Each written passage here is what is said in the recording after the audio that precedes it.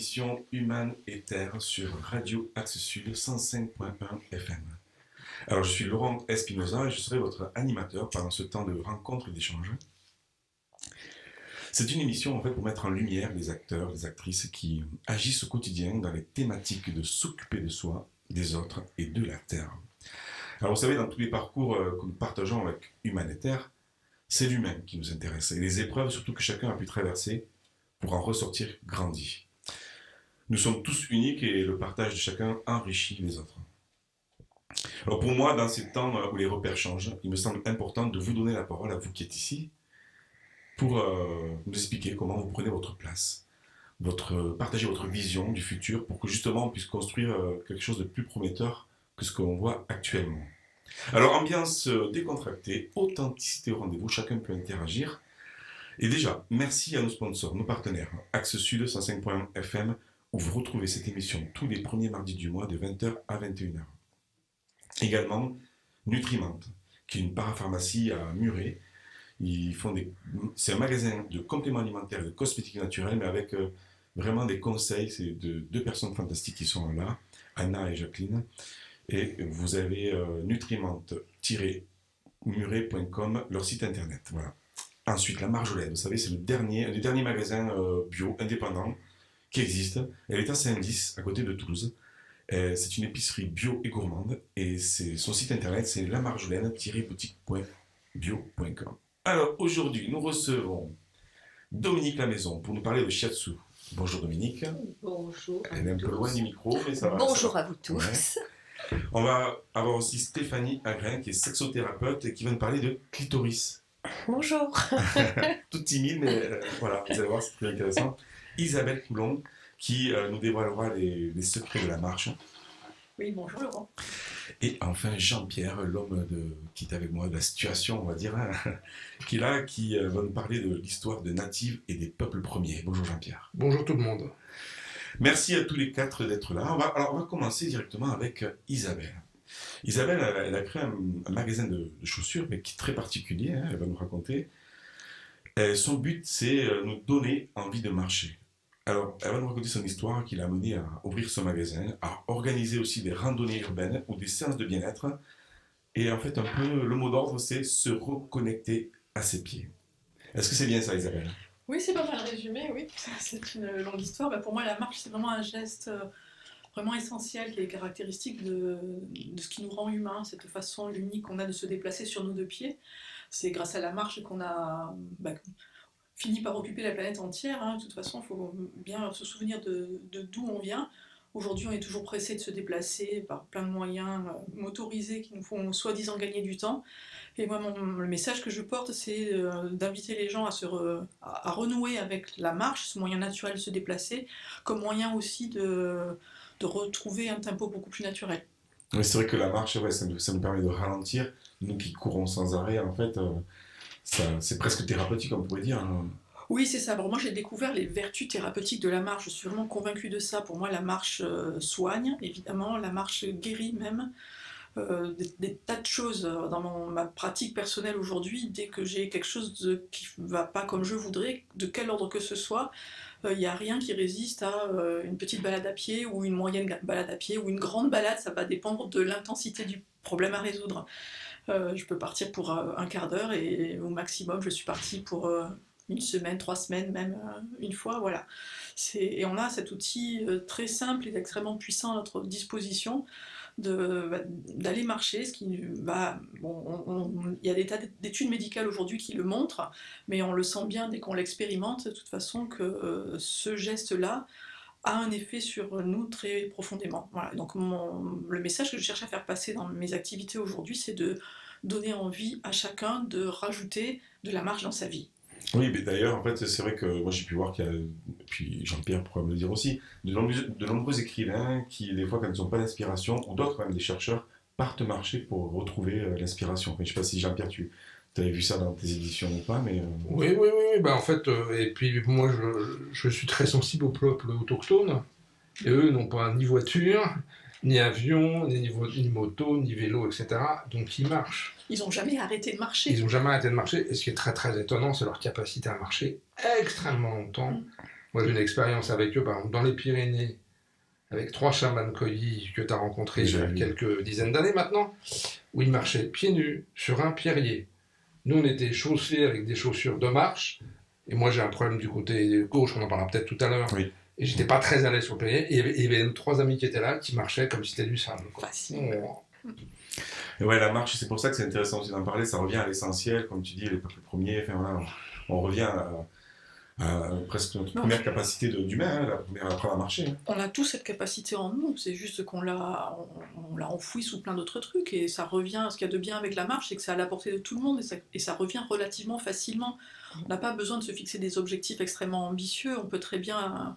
Là, on démarre, de toute façon, il suffit de sortir de chez soi, hein, le chemin, il démarre de l'autre côté de sa porte, et puis on démarre petit à petit, et puis l'entraînement, il se fait en marchant. C'est pas, moi, je fais vraiment la distinction entre la pratique de la marche, qui est une activité physique certes, et puis le sport. On nous bassine la tête en disant il faut faire du sport. Il y a une espèce d'injonction en disant de faire du sport, mais bon, j'ai rien contre le sport en soi, mais bon, déjà commencer par la base, et la base, le premier mouvement, la première mise en mouvement, c'est un premier pas.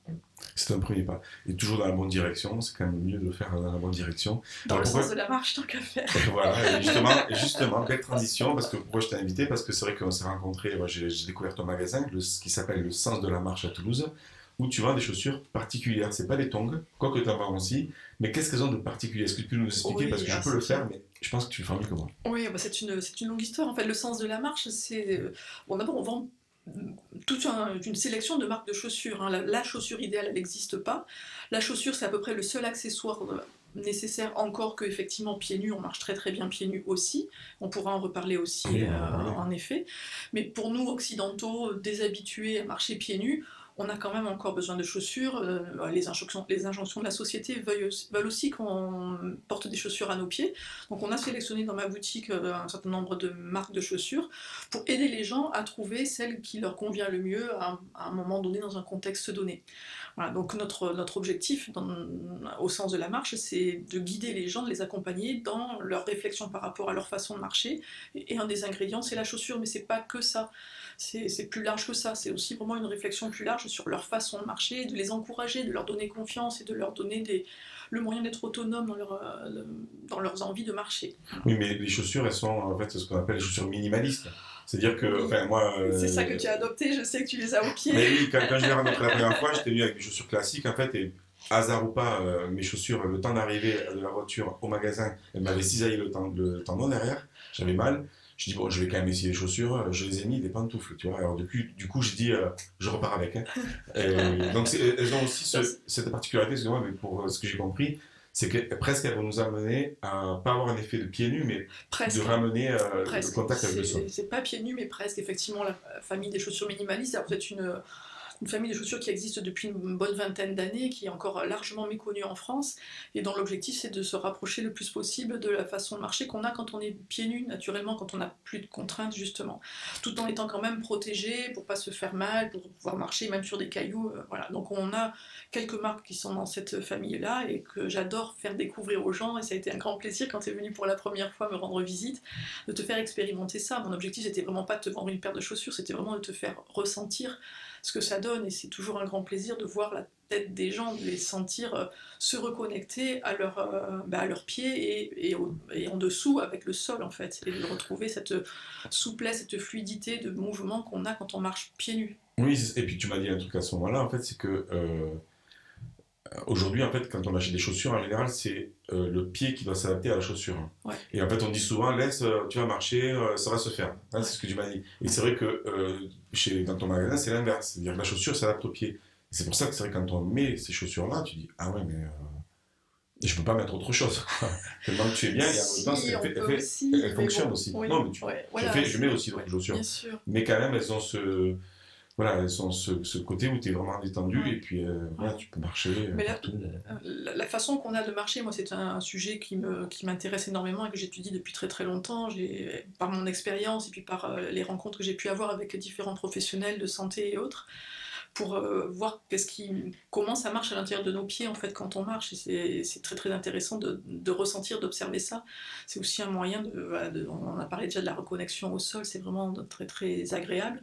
Et le fait de porter ce type de chaussures-là va aider aussi à retrouver ces sensations-là je parle de légèreté, de fluidité. Dominique, toi, en tant que praticien de shiatsu, le pied, la marche, c'est un truc qui te parle, en fait, c'est quelque chose que tu... Ah ben c'est quelque chose qui me parle parce qu'on a quand même besoin d'oxygène pour vivre et notre corps a besoin d'oxygène. Okay. Donc la marche, elle est très conseillée pour aller se laver un peu le cerveau, pour aller s'aérer, pour aller aérer, voilà, même au niveau émotionnel, ça peut être intéressant d'aller se balader dans la nature pour laisser exploser ses émotions, ou des fois même sa colère, parce que en médecine chinoise, on va retrouver donc la marche qui va être une attitude qui va être en relation avec le foie et la vésicule biliaire. Et le foie et la vésicule biliaire, ce sont deux organes qui peuvent être... donc ils sont en relation avec la marche, avec le sport, etc. Donc comme disait les Chinois, un peu de sport c'est sympa, trop de sport tue le sport. Et la marche, c'est quelque chose qui est vraiment dans le ton guérisseur parce qu'on va vraiment aussi s'aérer tel l'arbre. Donc on va s'enraciner par nos pieds, on va s'oxygéner, donc le cerveau va un petit peu s'alléger en fait, hein, tel l'arbre avec les feuilles qui se balancent tranquillement et qui font que ça va nous permettre même d'aller recharger et réactiver certaines de la créativité en fait, pour des gens qui pourraient se sentir un petit peu trop fermés, trop étouffés, etc. Voilà, ça permet de sortir aussi de plein de choses en fait. L'oxygène, c'est ce qu'il y a, pour moi la respiration c'est le remède miracle, c'est ce qu'il y a de plus miraculeux puisqu'on a besoin d'oxygène pour vivre et d'aller marcher. De toute façon on ne va pas marcher autour de la table, n'est-ce pas, on va aller s'oxygéner et le mieux c'est dans la nature. Donc vous êtes d'accord que tout à fait. Déjà en fait sur le sport, sur tout ça, que le premier acte pour le corps c'est la marche. Oui, tout à fait. Isabelle, justement, toi par rapport au corps, en fait, on avait parlé, tu as eu un moment difficile dans ta vie en fait que tu peux nous quand je exprimer. disais tout à l'heure là, que j'ai marché, la fois où je suis partie le plus longtemps, c'est que je suis partie plus de 3 semaines. J'avais inscrit ce programme de marche dans ma thérapie en fait. J'ai eu un cancer du sein il y a 9 ans. Et donc j'ai fait le parcours santé assez classique, qu'on connaît bien, et j'ai rajouté en plus le fait d'aller marcher. Pour moi, ça avait vraiment une portée, une vocation vraiment thérapeutique. J'ai marché pendant tous mes traitements, dès le début, de toute façon, même à la clinique au moment de la chirurgie, j'ai marché, j'ai continué autant que possible entre chaque chimio, et dès que j'ai été libérée de tout ça, je suis partie marcher pendant 3 semaines, et j'ai vraiment expérimenté de l'intérieur cette puissance thérapeutique de la marche, et j'en suis venue, je pense vraiment, renforcée, confortée. Je sais mieux maintenant, aujourd'hui, d'où je parle, et je me sens bien plus sûre de moi dans le discours que je défends grâce à cette expérience-là, quoi. Voilà. Oui, c'est-à-dire que tu as fait le parcours, voilà, comme tu dis, classique pour soigner, pour avancer sur ton cancer du sein. Et en plus, voilà, le fait de marcher, pour toi, ça a été quelque chose de très bénéfique pour garder le moral, peut-être pour le corps aussi, réactiver le corps, si je comprends bien. Et aujourd'hui, on en parle, on le recommande, les médecins le recommandent explicitement. Il y a des études médicales qui prouvent vraiment que le fait d'avoir une activité de marcher régulièrement réduit le risque de récidive. Enfin, il y a vraiment, on le mesure concrètement aujourd'hui, ce que moi j'ai expérimenté par moi-même il y a 9 ans. Aujourd'hui, il y a vraiment des études qui le montrent, donc c'est génial. Et ouais, c'est pour ça que Isabelle, c'est quelqu'un d'engagé aussi. Alors, voilà, elle a créé ce magasin. Je sais que pour avoir partagé avec elle, elle est engagée. Donc, c'est pour ça qu'on retrouve déjà à la base, trouver les bonnes chaussures à son pied, justement. Mais après, tu organises aussi des randonnées, ou en tout cas, comme tu dis, tu réapprends, enfin, tu aides aux personnes à reprendre à marcher ou reprendre le goût de la marche. Oui, il y a ça aussi. C'est que, déjà marcher, sortir de chez soi et se mettre en mouvement, déjà, c'est bien. Et tout le monde sait à peu près marcher. Mais je pense aussi qu'on peut faire peut-être un cran de plus encore en portant une attention particulière à comment on marche. Ça a d'abord une vertu assez magique, c'est que quand on fait attention à comment on marche, c'est un excellent moyen de débrancher les cogitations, les ruminations à l'intérieur de la tête. Et donc voilà, on est vraiment centré sur soi, sur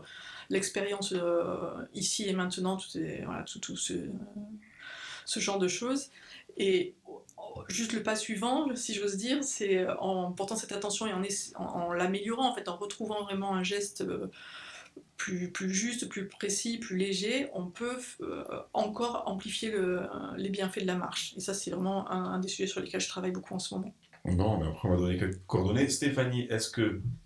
Bon, je tutoie moi facilement parce qu'on se connaît en général. Stéphanie, est-ce que toi tu marches aussi? Est-ce que ça te parle en fait ça dans ton boulot de sexothérapeute ou en tant que personne? Moi, je marche en atelier avec les femmes. On marche sur notre chemin de femme. Donc, on marche sur notre histoire personnelle, féminine, intime et sexuelle. Donc, on va en forêt et on chemine sur notre histoire et sur ce qu'on a vécu. Donc, oui, alors on marche pas beaucoup, mais on marche sur notre histoire personnelle. Pieds nus. C'est beau, en tout cas merci déjà pour le partage, parce que c'est marrant comme déjà ce premier sujet nous relie à tous. Moi j'avais fait aussi Saint-Jacques-de-Compostelle qui a été, je le raconte dans mon spectacle, qui a été un moment très important pour moi où la marche... c'est pas étonnant qu'il y ait de plus en plus de gens qui partent sur ces chemins-là. Quoi. Ouais. L'explosion, j'ai pas de chiffres en tête, oui, mais il y a eu beaucoup depuis 10 ans, voilà, ça triplé. Ça explose. Quoi. Donc, et pas que sur les chemins de Saint-Jacques. Les chemins de Saint-Jacques, on en rajoute des nouveaux au fur et à mesure, et des nouveaux sentiers de randonnée, il y en a de plus en plus, et il y a de plus en plus de gens sur les sentiers, c'est une excellente nouvelle.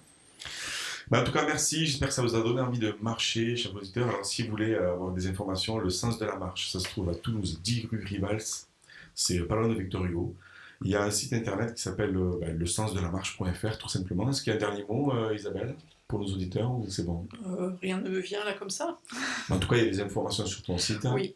Oui, n'hésitez pas à la contacter. Voir. Le mieux, c'est quand même rien ne remplace l'expérience. Allez voir le magasin, allez les rencontrer. Nadine et Isabelle sont fantastiques. Elles vous expliqueront plein de trucs sur les chaussures, comment les essayer. Vous allez voir, c'est des amours. Merci Isabelle. On continue avec notre ami Jean-Pierre Chometon. Jean-Pierre, c'est vrai qu'on se connaît depuis quelques années déjà. Hein. Une petite vingtaine, je pense. Grâce à toi, j'avais rencontré les Coggies à l'époque qui m'avaient impressionné. Ils étaient venus à Météo France faire une conférence. 3 conférences, ils avaient fait. 3 conférences, et puis ça a été marquant dans ma vie. Face à ces personnes-là, j'ai l'impression que c'était des montagnes devant moi. En fait, il y avait la nature en face de moi. Jean-Pierre, il est directeur de publication de la revue Native. Tu as présidé une ONG, c'est Chenduka, c'est bien ça? Chenduka, qui a accompagné qui accompagne toujours d'ailleurs, qui accompagne depuis 25 ans les peuples de la Sierra Nevada de Santa Marta, dont les Coggies, en collectant des fonds et en rachetant et en restituant des terres. Pour la petite histoire, c'est souvent des terres qui étaient à eux qu'on leur a repris, qu'on rachète. C'est-à-dire que c'est un truc de dingue, on rachète des terres dans des réserves indiennes. Oui, c'est pour ça qu'il y aurait tant de choses à dire avec Jean-Pierre aussi, parce que Chenduka, moi je connais bien aussi, il y a tellement de choses qui ont été faites, que tu as fait avec toute ton équipe, et qui sont passionnantes. Et avant de parler de Native, en fait, avant de parler de la revue Native, tu as écrit un livre, pour ceux qui sont là, en vidéo, vous avez la couverture, Itinéraire d'un amoureux de la vie.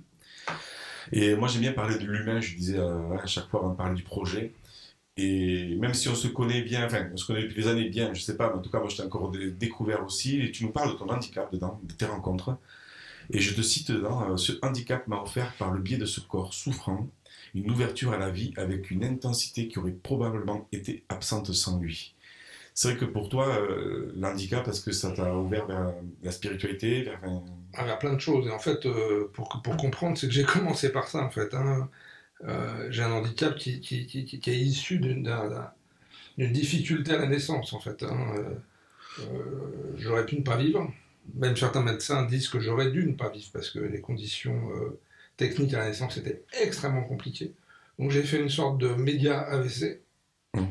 Et ça a développé du côté gauche une hémiplégie, donc la marche au départ a été catastrophique, puisque à 7 ans j'ai 7 cm d'écart entre les deux jambes, tu vois, donc je marchais avec des chaussures avec des semelles et des broches sur le côté, quoi. C'était horrible. Et ouais, ça a été très très difficile, quoi.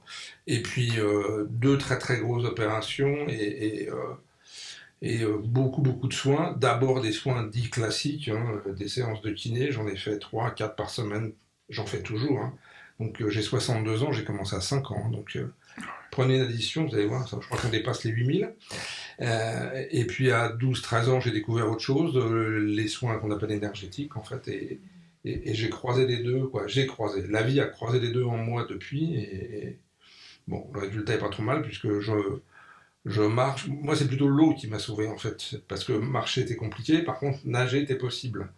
Et donc, j'ai fait jusqu'à 6 à 7 heures de natation par semaine, quand j'étais enfant et adolescent, parce que, nonobstant le pied, la main, elle était bloquée ici, elle. Donc, pour détendre le bras et que la main puisse fonctionner à minima, et je pense que j'ai eu la chance d'avoir des super parents, parce qu'ils sont occupés de moi extrêmement fortement, 2, de très bons médecins, et 3, je pense que je suis câblé pour avoir un mental qui fait que j'essaye de donner le meilleur que je peux dans l'instant, en fait. Et je pense que c'est l'handicap qui m'a donné ça, en fait.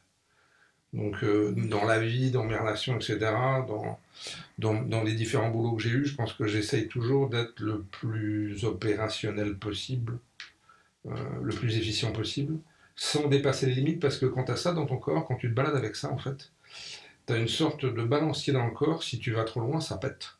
Et ça a pété plusieurs fois, c'est-à-dire que si je marche trop, ça s'arrête extrêmement brutalement.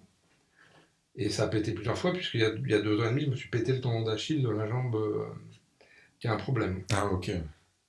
Très probablement avec c'est marrant, hein, c'est qu'avec les confinements, je ne suis plus sorti de chez moi, donc j'ai plus marché. Et j'ai redémarché de la marche assez brutalement en allant à Paris. Et pendant une semaine, j'ai beaucoup marché. Le lendemain de mon retour, bim. La vie t'a rappelé. Ouais, je pense que ça m'a rappelé aussi au fait de m'arrêter, parce que les gens qui me connaissent, je suis quand même quelqu'un d'assez actif. J'ai toujours 2-3 casseroles sur le feu. Justement, peut-être comme tu disais, j'ai lu aussi dans ton livre, tu t'es forgé un caractère aussi dès l'enfance, parce qu'au départ, le regard des autres, le rapport avec les autres, ça a dû être difficile aussi à des moments. Ah oui. Mais maintenant, ce que je peux dire, c'est que c'est dans les difficultés qu'on apprend, c'est dans les difficultés qu'on grandit. Quand la vie est lisse, ça va en fait. Hein. Quand la vie est entre guillemets facile, que ce soit sur le plan matériel, amoureux, psychologique, financier, t'apprends pas en fait. Oui. C'est comme si quand tu... C'est quand la vie est compliquée, c'est quand la route est difficile que tu apprends à conduire. C'est pas sur une autoroute où la route est toute droite en fait. Oui. C'est quand ça devient sinueux, avec des trous dans la route, etc. Donc je trouve que les difficultés nous font grandir. Quoi. Et justement, à quel moment, toi, tu penses que tu t'es ouvert à faire la spiritualité, ou est-ce que tu te rappelles, j'ai vu en fait des rencontres que tu as fait, mais en fait, je pense que ça s'est ouvert tout de suite, en fait. D'accord. Ce sentiment, parce que j'ai le souvenir à 5-6 ans, notamment dans la nature, notamment sur des plages, d'avoir une sorte d'impression de relation avec le vivant qui est extrêmement forte, c'est-à-dire comme si je chantais qu'il y avait des énergies qui venaient du sol, du ciel, de l'eau devant moi, etc., etc. Et puis à 12 ans, assez bizarrement, je décris dans le bouquin, j'ai fait une expérience assez forte. J'avais du mal à marcher, mais j'avais probablement beaucoup de mal à courir aussi. Quoi. Quand je dis probablement, c'est j'avais du mal à courir. Et à un moment, j'ai couru dans la rue où on vivait, dans une impasse à côté de Paris, etc. Et en fait, j'ai eu la sensation, je sais pas, je crois que dans le bouquin, je mets 12 ans, mais je suis même pas sûr de l'âge, peut-être plus tôt que ça, en fait. Et j'ai eu la sensation que tout était vivant et vibrant. C'est-à-dire que j'ai eu la sensation que mon corps était en vie, que j'étais en contact avec cette vie dans mon corps, mais que le sol était vivant, que les murs des maisons étaient vivants. Au fond, il y avait une forêt. C'est comme si je sentais l'énergie des arbres, etc. Ça a été un moment un peu particulier, parce que quand tu vis ça, que tu as 10-12 ans, tu dis, qu'est-ce que c'est que ce truc, quoi. Parmi vous, les invités aussi, cette notion de vibration, du vivant, ça vous parle aussi, Stéphanie Ah, moi, ça me parle beaucoup de par mon expérience aussi personnelle, de par mon histoire, de par mon histoire familiale, amoureuse, sexuelle et violente surtout. Moi, c'est plus dans sortir de mon corps dans des moments où c'est pas possible en fait, où la violence elle est telle que je peux couper de mon corps, et c'est cette connexion, toi tu parlais de l'eau, moi c'est la connexion à la forêt, c'est la connexion au vent, c'est la connexion aux 4 éléments, moi qui a pu me ramener dans mon axe, je sais pas si je peux dire dans un axe, mais en tout cas dans le mien. Merci Stéphanie. Justement, par rapport à ça, ça a un rapport avec les peuples premiers et tout ça, donc si on revient à ça, comment on en arrive, avant de parler d'Arbre native, quelque part, tout le chemin qui t'a amené à être président de l'ONG? Je pense que c'est probablement 1 ou 2 films que j'ai vus quand j'étais ado, notamment Little Big Man, qui est un film remarquable avec du Hoffman, regardez-le. Quoi.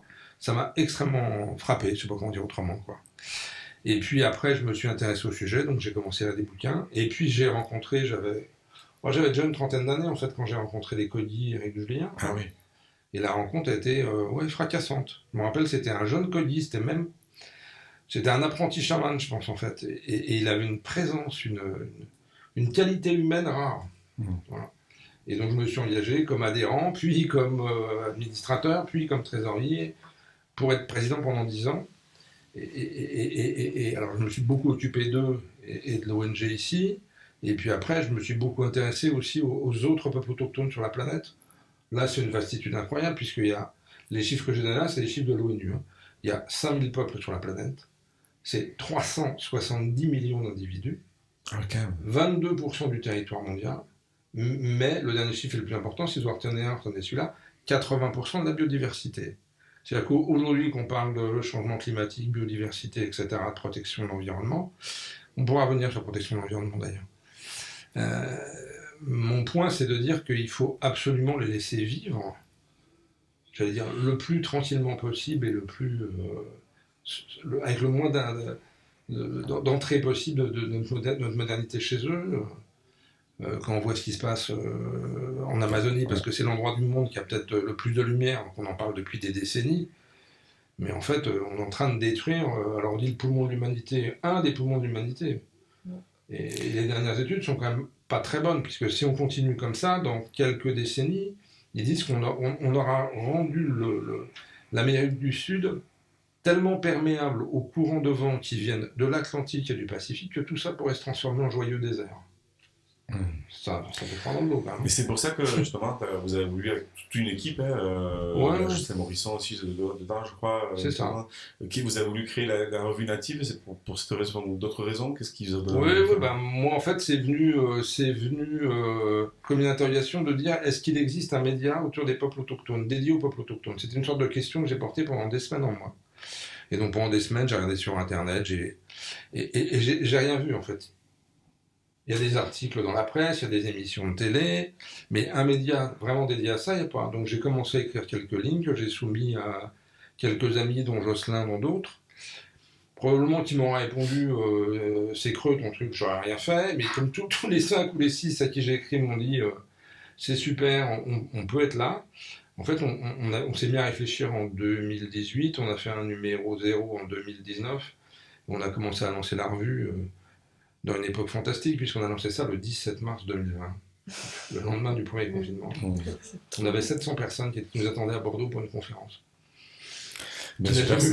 Ça veut dire qu'il y avait de la demande. Est-ce que parmi vous, Isabelle, Dominique, par exemple, est-ce que tu es sensible au peuple autochtone, au peuple premier, justement? Ah, complètement, oui. Je suis complètement sensible et j'ai même eu accès au premier numéro de Native.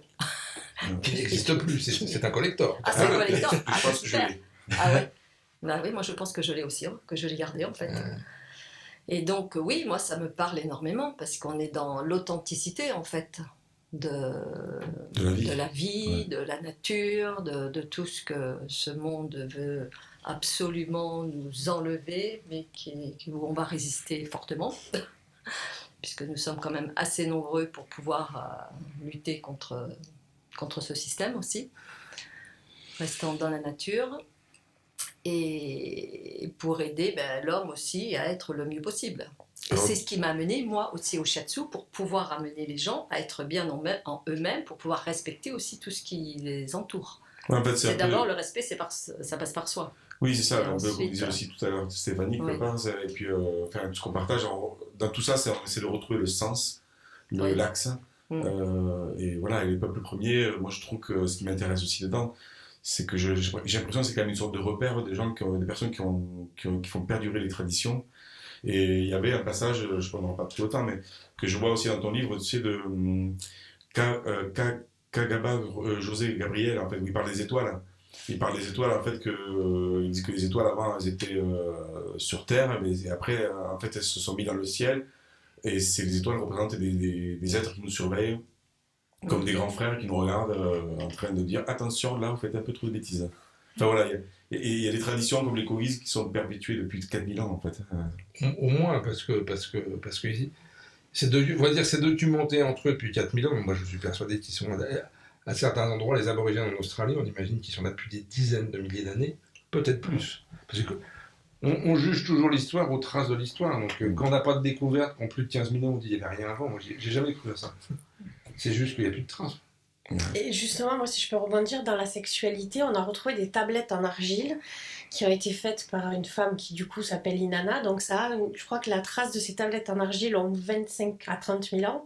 Et sur ces tablettes d'argile, on retrouve des phrases, des poésies et des textes où, avec ces paroles, elle arrive à stimuler autant l'homme que la femme pour avoir un échange autour de la sexualité. Merci Stéphanie, c'est beau, c'est super compliment. Il y a eu un dossier sur la sexualité, il me semble, non? Il y a eu un dossier, je l'ai là, qui s'appelait Aimer. Ah, tu peux montrer à la caméra, voilà. On le voit, pour ceux qui le voient, voilà. Ouais, j'en ai amené deux en fait, j'ai amené celui-là et le dernier qui était Naître, mourir, renaître, parce que pour eux tout est cyclique, donc la mort n'est pas une fin, etc. Quoi. Et surtout, tout est vivant, tout a un esprit, tout dialogue, tout s'interconnecte, etc. Moi, j'ai des souvenirs de phrases qui m'ont complètement fracassé. Quand les codis te disent, quand vous polluez un lac, les lacs autour le savent, tous les lacs de la planète le savent. Ils me regardaient dans les yeux, ils me disaient, mais Jean-Pierre, tout dialogue. Alors c'était à l'époque où on commençait à parler du dialogue dans la forêt avec les études de Wolleben, l'allemand. Mais en fait, il m'a dit, tout dialogue, les planètes dialoguent. Etc. Il y a l'interconnexion. Alors, ce qui est bien, c'est que c'est vrai qu'il y a eu un film sur Arte, par exemple, sur les arbres qui communiquent entre eux. Donc, aujourd'hui, on peut dire que scientifiquement, c'est prouvé. Mais est-ce qu'il faut toujours attendre que la science prouve alors qu'il y a des êtres qui sont là depuis des millénaires avec des traditions? Donc, merci. C'est pour ça que je disais au début à Jean-Pierre, on pourrait faire aussi des émissions incroyables avec le chaman qui est venu l'autre jour à Muret. Enfin, c'est toujours une passion. On lui amènera un jour un chaman dans le studio. J'espère bien. La prochaine fois. Quand on fait des conférences le soir, l'après-midi, on est libre. Ben oui, voilà, c'est notre Charlie international qui fera l'interview. Mais merci en tout cas, Jean-Pierre, ça passe très vite, c'est toujours 12-13 minutes. Donc si vous voulez avoir des informations, soutenir la revue native, c'est revue-native avec un s.com. Voilà, vous tapez revue native, de toute façon vous trouverez dans le moteur de recherche. Et je pense qu'il y a souvent une participation en crowdfunding. On vient de finir le crowdfunding. Il s'est arrêté il y a 8 jours. Là, et là, on a un projet d'expo photo l'année prochaine avec Franck Desplanques, qui est le rédacteur en chef de Rendez-vous Interconnu. Donc, je cherche des mécènes et des partenaires. Bon, pour ça, quoi. Voilà. C'est lancé. Merci Jean-Pierre, en tout cas. Merci pour ce beau moment sur les peuples premiers. On continue avec Stéphanie Agrin, qui est sexothérapeute. Donc, elle nous dévoile un peu les secrets du clitoris. Je ne sais pas si on va faire jusqu'à là, mais elle le dévoile en tout cas dans un one-woman show qui s'appelle Parole de clitoris. Donc, comment t'es venu, comment on a bien l'idée de faire un spectacle sur le clitoris, Stéphanie? Alors, comment on en Longue vient... histoire. Ouais, d'abord, comment est-ce que j'en suis venue à être sexothérapeute? Plutôt, moi j'ai été abusée sexuellement au collège. Parce que j'étais en jupe et parce que les garçons à l'époque avaient le droit et qu'il fallait surtout pas en parler, surtout quand c'est un petit peu tard et que tu es dehors le soir alors que t'es pas censé être dehors.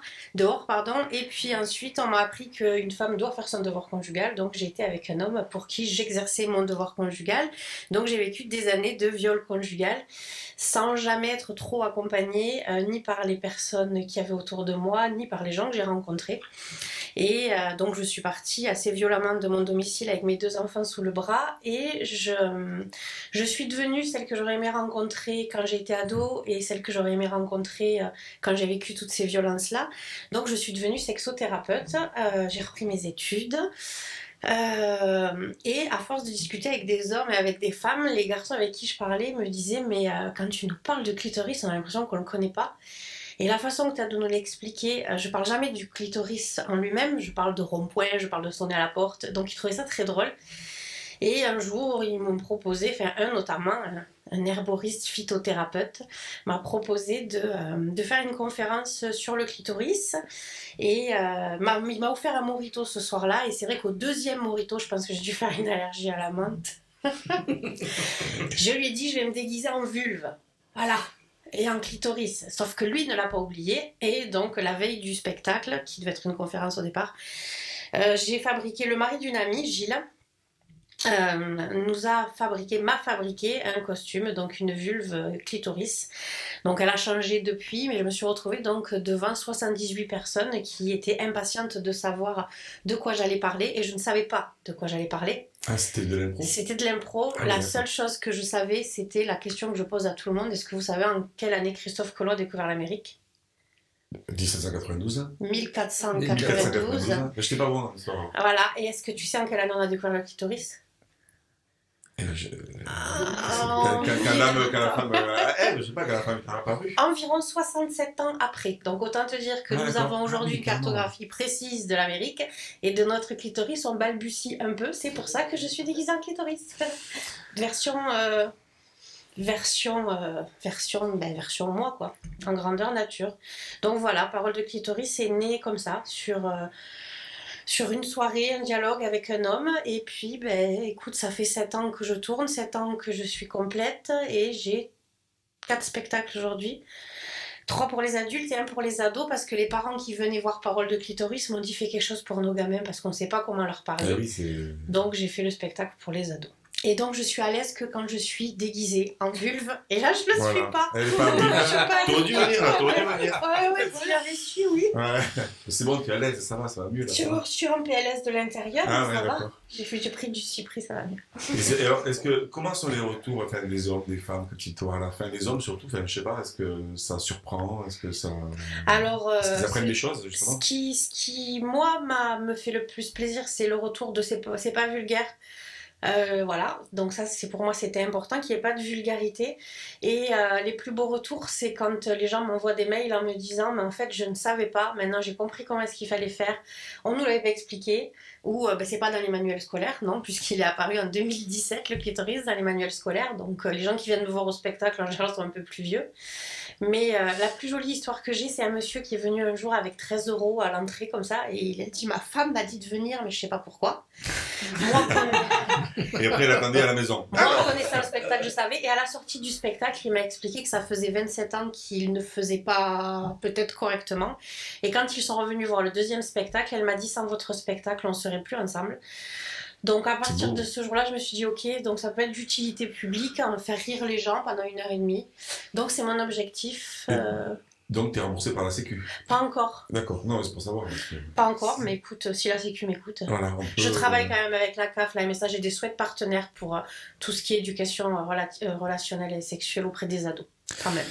Mais en fait, merci Stéphanie, parce que vous voyez, ce qui me passionne, moi, c'est que je trouve que, je suis pas le seul à le dire, je pense qu'on tourne complètement à l'envers dans ce monde, et que tous ensemble, on essaie de remettre un peu le monde à l'endroit.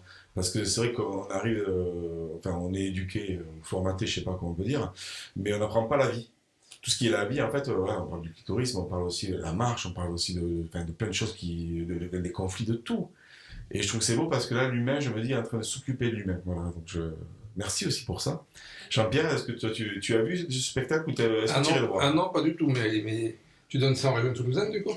Alors écoute, je donne ça en région toulousaine, j'ai joué hier soir au Théâtre de Poche, je joue la semaine prochaine à la Roseraie. Bon alors, je démarre une tournée aussi en 2024, le 6 janvier 2024.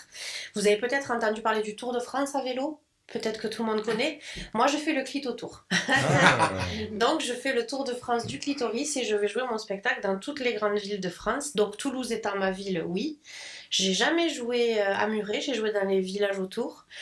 Donc, oui, je suis là. Je peux même jouer dans ton salon si tu veux. Ah ben voilà. Prochain événement, Isabelle. Moi, ce qui me frappe au-delà de ce que tu dis, c'est la méconnaissance du corps que l'on a, en fait. Oui, c'est ça. On nous apprend à devenir intelligent, entre guillemets. Même pas. Même pas, oui. C'est une forme d'intelligence. Voilà, pour ça que j'ai mis des guillemets, parce que bon, voilà. Mais on nous apprend à avoir un cerveau qui fonctionne, mais alors l'approche du corps. Ouais. Ne serait-ce que l'éducation physique, c'est quoi? C'est 2 heures par semaine, 3 heures par semaine? Non, s'il y en a? c'est pas. Tu vois? Ça y est pas. Ouais, Normalement, mais... c'est ouais, moi, j'en faisais 2-3 heures. heures. Mais donc, on a un véhicule, on s'en occupe pas. Donc toutes les fonctions, y compris les fonctions sexuelles, tout ça c'est... Tout ça, on n'apprend ciao, pas quoi. la vie. En fait, la vraie vie, on ne l'apprend pas. Et moi, si je peux dire quelque Et chose, tu peux dire quelque chose, c'est ton moment à toi. c'est qu'en fait, quand on apprend justement, comme tu dis, l'histoire de la vie, on apprend que les 3 premiers mois dans le ventre de nos mères, on était fait de la même façon. Notre sexe était le même. On avait un petit bourgeon vulvaire, les garçons comme les filles. Et au bout du 3e mois, il y a eu ce qui s'appelle une différenciation des sexes. Et donc, le pénis est devenu le pénis et la vulve est devenue la vulve. Mais les 3 premiers mois, on était fait pareil. Donc, les terminaisons nerveuses des hommes et des femmes se sont pas barrées à travers le placenta. Le cerveau n'ayant pas de sexe, nous sommes pareil, les hommes, que les femmes. C'est simplement la culture et la société dans laquelle on vit qui va définir qui on est en tant qu'humain. Et ça, quand on fait passer ce message-là aux hommes, aux femmes en général, mais aussi aux enfants et aux ados, ça met une petite graine pour les changements, pour moi, pour ce que j'estime, les changements de demain au niveau de la Terre. Oui, le changement de la Terre. Oui. Isabelle, toi, comment tu le vois tout ça, en fait, ce qu'elle partage autour de... Oui, moi, ça me fait penser à... Alors, rien à voir avec ce qu'on vient de dire, mais c'est assez amusant. Moi, je fais partie d'une chorale à Toulouse qui s'appelle « On n'est pas couché ».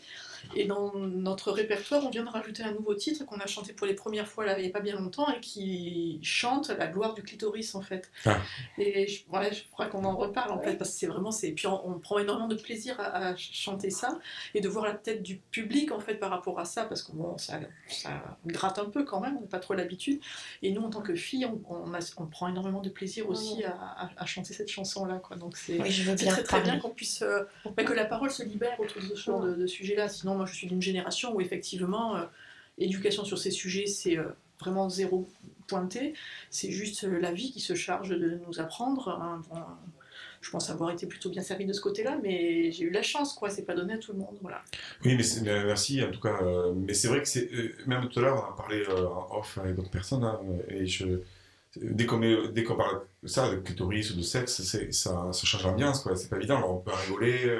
c'est pas évident, enfin, même nous, parce qu'on parle de génération, mais je pense que même les jeunes aujourd'hui, peut-être qu'ils en parlent différemment, mais je pense qu'il y a aussi une éducation à refaire, à faire. En tout cas, on doit rééduquer, je trouve, entre le respect et le plaisir. C'est tout ça le respect de soi et le plaisir. Qu'est-ce que t'en penses, Stéphanie? La différence entre les jeunes et nous, au vu de l'âge que nous avons à peu près autour de la table, c'est que les jeunes, ils ont un média qui s'appelle Internet qui va venir complètement fausser leur chemin du désir parce qu'ils vont avoir accès, qu'ils le veuillent ou pas, sur un smartphone ou pas, à des images hyper violentes qui sont les contenus pornographiques.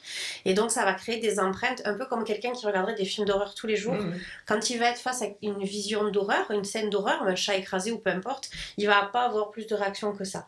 En consultation, moi ça fait 15 ans que je suis sexothérapeute, avant j'avais des gens qui avaient entre 40 et 60 ans, aujourd'hui j'ai des gamins qui ont entre 18 et 25 ans et qui ont des troubles sexuels qu'il n'y avait pas avant, dû à tout ça. Donc la différence entre eux et nous, vraiment ça va être ça. Ils sont informés, ils savent qu'ils ont un clitoris, le consentement ils connaissent, ils savent comment ils sont faits. Donc physiologiquement, ils connaissent un peu plus de choses que nous.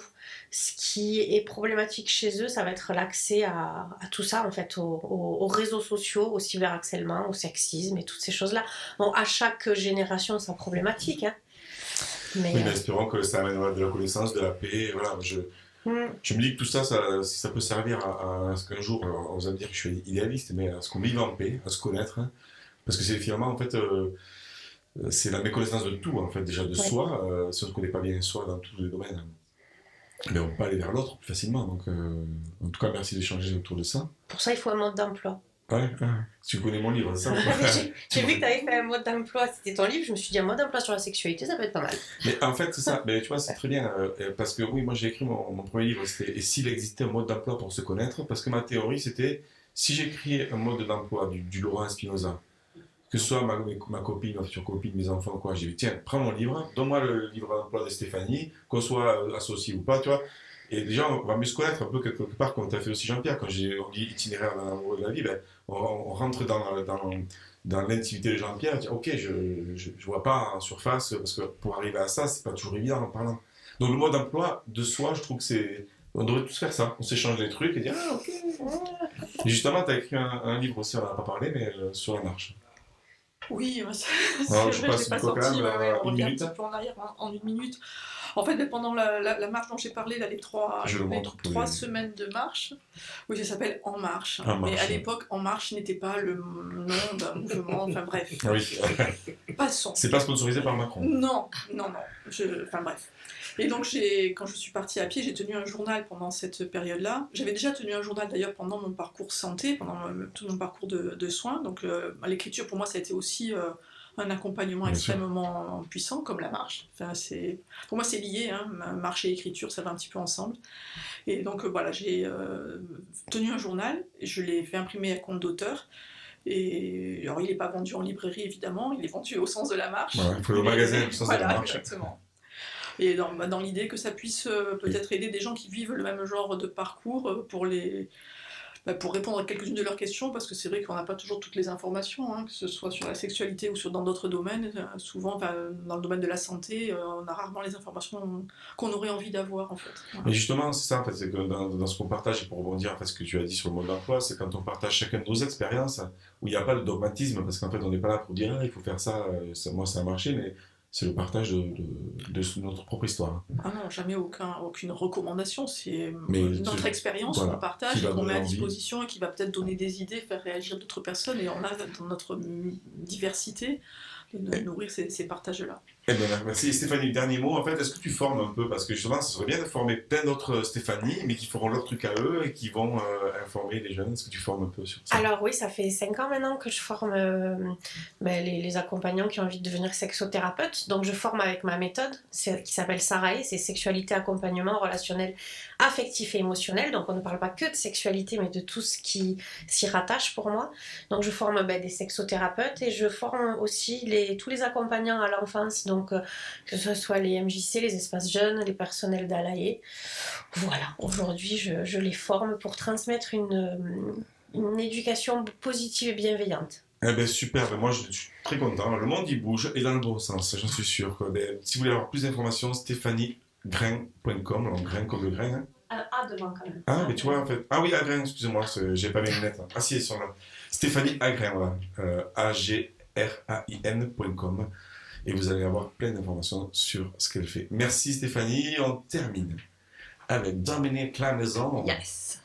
Donc, elle pratique, voilà, c'est joli nom déjà, Dominique Lamaison. Déjà, tu rentres chez soi. Voilà. Mais c'est un peu le but. Hein. Alors, parle sur le micro. C'est un peu le but, tout à fait. Tu pratiques, tu enseignes le shiatsu depuis plus de 20 ans. Moi, j'ai marqué que Dominique, c'est une thérapeute respectueuse et qui aime enseigner son art. Parce que j'ai l'impression que plus que de la thérapie, c'est de l'art. Est-ce que je me trompe ou... Complètement. Pour moi aussi, c'est complètement un art.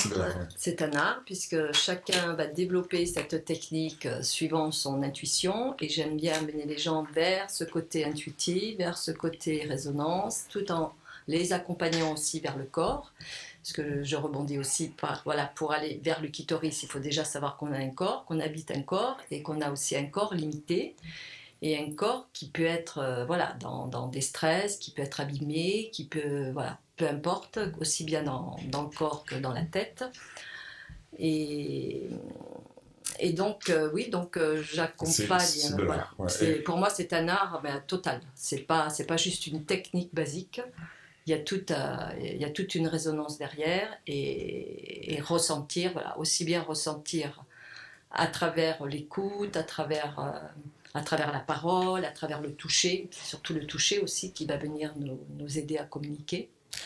Mais c'est quoi le shiatsu exactement? C'est les points, je crois que ça c'est exactement comment tu pourrais définir le shiatsu, comment ça se passe? Le shiatsu, c'est une technique corporelle de prévention, de bonne santé, pour entretenir la bonne santé. Et en fait, c'est un travail qui se fait donc sur futon. Les personnes restent habillées et on va travailler par pression, ou alors pression, ça peut être pression avec les paumes, ça peut être pression avec les avant-bras, avec les coudes, avec les genoux, certains endroits. Bon, ça je le fais rarement, franchement. Et après, travailler avec les pouces, les doigts, peu importe, pour aller rééquilibrer le corps à travers les méridiens, ce qu'on appelle en acupuncture les méridiens, ces espèces d'autoroutes. Donc on voit comme une autoroute aussi, où on peut sentir, tiens, là c'est fluide, ok, super, ou alors, là j'arrive, il y a un carrefour, c'est pas top. Donc c'est permettre de rééquilibrer la personne pour qu'elle soit le mieux possible en elle, et surtout rééquilibrer le corps et l'esprit. Parce que les Chinois bien que le shiatsu soit d'origine japonaise, mais on sait que les Japonais n'ont rien inventé jusqu'à présent. Ils cultivent. Nos amis japonais, si vous entendez. Non, mais ils sont très doués pour cultiver. Voilà, ils vont chercher les racines et ensuite ils cultivent à merveille. Et donc, tout le shiatsu est basé sur la médecine chinoise, en fait, sur la philosophie chinoise et le taoïsme. Et ce qui va revenir aussi, en fait, à se confondre aussi avec Native, puisque Native est aussi, c'est aussi du taoïsme, c'est du chamanisme, voilà, on retrouve toutes ces sciences en fait.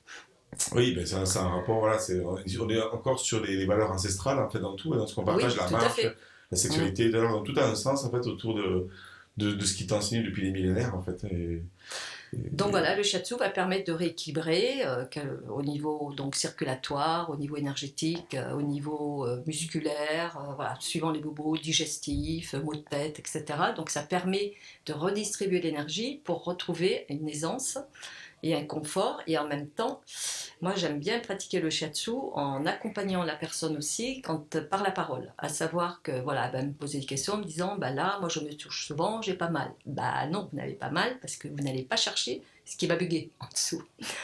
Donc en fait, c'est de faire comprendre à la personne pour la rendre autonome, de comprendre ce qui se passe à travers son corps et ce que son corps veut lui signifier. Oui, parce que le corps parle, et du coup, toi, avec le shiatsu, en appuyant sur les points, voilà, moi j'ai les résonances, que ce soit au niveau émotionnel, puisque le corps est le vecteur de notre système émotionnel, de notre mental, etc. Et le corps, c'est d'abord notre première réalité. Et le monde n'existe parce qu'on a ce corps. Si on n'est pas dans ce corps, le monde n'existe pas, pour chacun de nous, en fait. Comme disait un peu Jean-Pierre tout à l'heure, je ne sais pas si tu veux réagir, mais voilà, on parlait aussi d'entretenir le corps, quelque part, oui. C'est ça, c'est...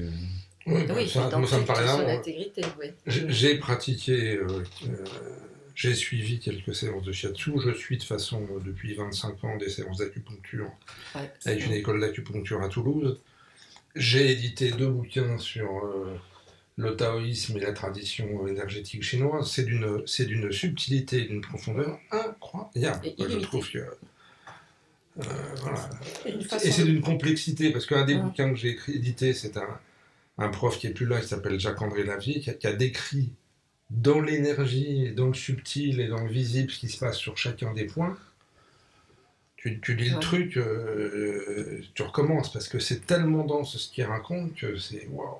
Et ça rejoint énormément effectivement les peuples racines qui sont plus dans le préventif que dans le curatif et dans le global que dans le local. Alors que nous, on est devenus des super experts. En même temps, c'est bien, parce que comme je disais en conférence, on me pose une question il y a quelques temps en conférence sur le handicap physique.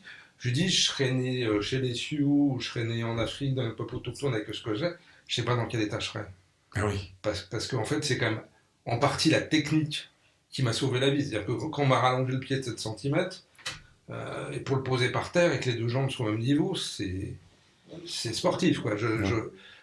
J'adore les techniques énergétiques, parce que j'en pratique, etc.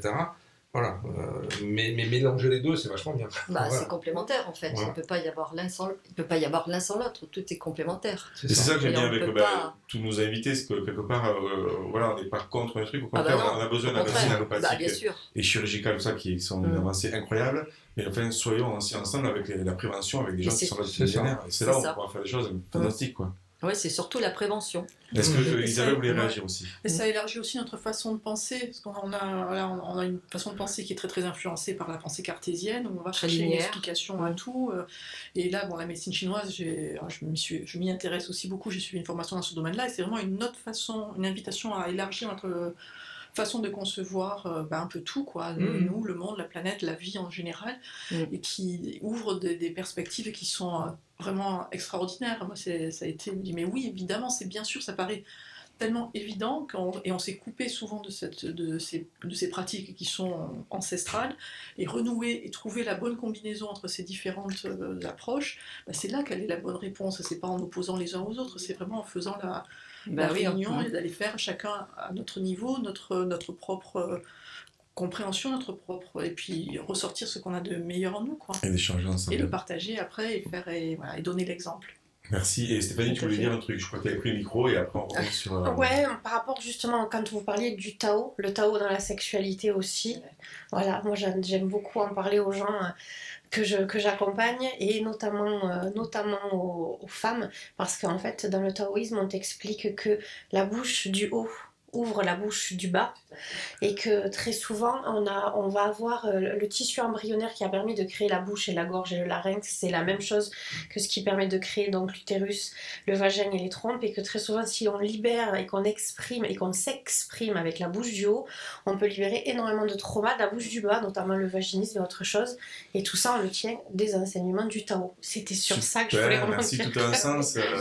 On n'a rien inventé en fait. Tout a un sens. En tout cas, moi j'ai fait plein de séances avec Dominique et je vous assure que c'est 1h30, 2h, des fois c'est incroyable. Comme après ça libère, effectivement, on ressent, moi j'ai senti que l'énergie circulait. Et aujourd'hui, tu enseignes aussi, en fait, tu as une école qui s'appelle, donc du coup c'est L'école Shiatsu Toulouse, oui, depuis pas mal d'années. Tu enseignes Shiatsu, mais d'années. à ta façon. Je pense À ma façon, c'est-à-dire que pour moi, c'est pas juste quelque chose, c'est pas une technique, là, on va appuyer sur des boutons, c'est pas le truc. Moi, j'aime bien maintenant, démarrer surtout mes formations. Déjà, alors une nouveauté que je vais mettre en place cette année, je vais les amener à Saint-Cernin, à la Dorade. Tu connais la Dorade, évidemment, hein. Et je trouve que c'est essentiel pour qu'ils puissent ressentir au niveau énergétique, au niveau géobiologie, etc., pour qu'ils puissent ressentir le corps aussi dans une autre dimension. D'abord, c'est se relier à soi, être dans cette connexion à soi, pour pouvoir ensuite aborder le corps de l'autre, déjà le sien, et l'autre, c'est comme une méditation pour moi. Et communiquer, donc, et recevoir tout ce que la personne peut nous livrer à travers ses codes à elle, à travers ses méridiens, à travers ses bobos, à travers voilà, peu importe. Et en même temps, pour moi, ça me permet de pouvoir entendre, parce que très souvent, ces gens qui n'habitent pas leur corps, c'est bien dommage, mais on est beaucoup à ne pas habiter notre corps. Moi, j'ai appris à l'habiter. J'étais surtout collée là-haut, comme on dit dans le ciel. Donc, j'ai appris, et le shiatsu n'est pas venu par hasard chez moi, me rencontrer, puisque c'est pas moi qui suis allée vers le shiatsu, c'est lui qui est venu vers moi. C'était vraiment pour me rencontrer moi et rencontrer mon corps et savoir tout ce qui se passe dans le corps. C'est inimaginable, c'est complexe, c'est de la complexité illimitée. Moi, ça m'épate tout le temps. Au bout de 30 ans presque, je suis toujours épatée par tout ce que je peux rencontrer, parce que c'est... Comme je dis, moi je suis dans un enseignement depuis plus de 20 ans ou 25 ans, mais j'ai l'impression d'être au béaba, tellement c'est immense, quoi, c'est trop... Non, mais il reste une minute, vas-y, je te laisse continuer. Mais... Non, voilà, donc grosso modo, c'était pour dire que le shiatsu, ça permet aussi d'ouvrir, de se comprendre et déjà d'aller s'auto-diagnostiquer soi-même pour pouvoir aller se réparer. Oui, ça, donc en fait, ça permet de reconnecter au corps. Reconnecter quand toi, au tu corps. fais des séances, mais si, juste pour bien résumer aussi ce que tu as dit, c'est que ta façon d'enseigner, moi, si j'ai compris, c'est que tu vas autant apprendre la technique, voilà, il faut appuyer sur tes points. Oui, bien sûr, il faut. Oui, mais il y a des méridiens. Tu enseignes aux personnes de se connecter à la personne. Déjà, c'est pas de faire. Voilà, c'est pas d'apprendre pour apprendre, t'appuies là et c'est là. Non, et puis apprendre des livres, des bouquins d'accu et de dire, tiens, je vais faire ça et ça. Seulement ta lombalgie, c'est peut-être pas celle de ton voisin, de ton père ou de ton grand-père ou peu importe. Pour moi, il y a peut-être une résultante, on va peut-être passer sur des mêmes points, mais la cause ne sera pas au même endroit. Donc c'est ça que j'aime bien, voilà, que ce sont des choses sur lesquelles j'aime bien appuyer. Et qu'est-ce que je voulais dire aussi que... Oui, voilà, le shiatsu, c'est la reconnexion à soi et c'est aller chercher son propre ressort d'auto-guérison. Parce que pour moi, ce sont les personnes qui vont s'auto-guérir. Je peux faire des séances de shiatsu sur des personnes qui vont prendre le shiatsu, mais s'il n'y a pas de compréhension derrière, pour moi, ok, c'est sympa, mais il n'y a rien qui va se passer. C'est juste que la personne prenne conscience, et c'est dans cette dimension que j'aime partager le shiatsu. Et c'est pour ça qu'on a encore plein de choses à dire aussi, parce que aussi Dominique est aussi passionnante dans ce sujet, et on pourra en parler pendant des heures, mais en tout cas, dans tous les cas, ce que j'apprécie, c'est toujours d'amener vers l'autonomie. Et Dominique, je sais que tu amènes déjà dans tes séances pour que la personne soit autonome à se reconnecter à son corps, mais aussi dans tes formations pour que les personnes elles vont pas apprendre à faire du Dominique à la maison, mais elles vont sentir comment elles peuvent s'approprier le shiatsu de la façon dont tu enseignes. C'est ça. Et je voulais le préciser. Pardon. Et aussi développer leur propre art. Donc je les amène aussi à développer. Ce n'est pas parce que moi je ne vais pas faire une chose que ça n'existe pas et qu'ils n'ont pas le droit de s'autoriser à aller vers d'autres champs en fait. En tout cas, on se termine parce qu'il reste 5 secondes. En fait, merci à tous les quatre. Ça passe très vite, 1 heure. Je vous remercie. J'étais ravi de vous recevoir. Et je vous dis sûrement à bientôt. En tout cas, vous suivez-nous sur www.humanitaire.org. Vous avez toutes les adresses de ces 4 personnes fabuleuses. Merci à tous les 4 et puis à bientôt. Merci. Merci Laurent. Merci Laurent. Merci Stéphanie. Juste sur le fil du rasoir. Charlie, c'est bon? On a dépassé le 15 secondes, mais ça va?